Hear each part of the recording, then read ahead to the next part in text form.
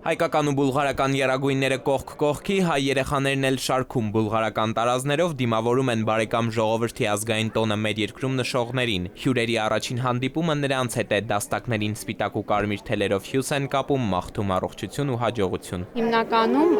անում են, որպեսզի տներում լինի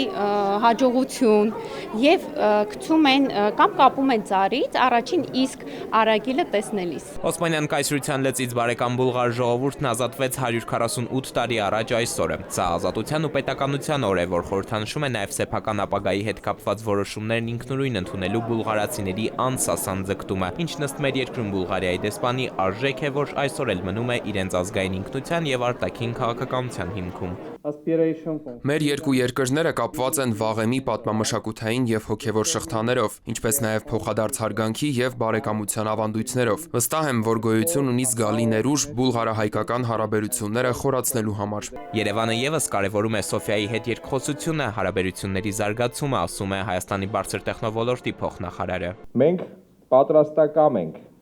ձեռնարկելու գործնական քայլեր, ընդլայնելու եւ ամրապնդելու մեր օրակարգը ինչպես երկկողմ, այնպես էլ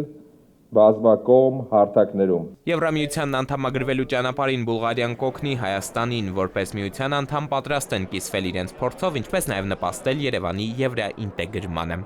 Էդուարդ Պողոսյան, Գրիգոր Հովսեփյան, ժամը լրատվական։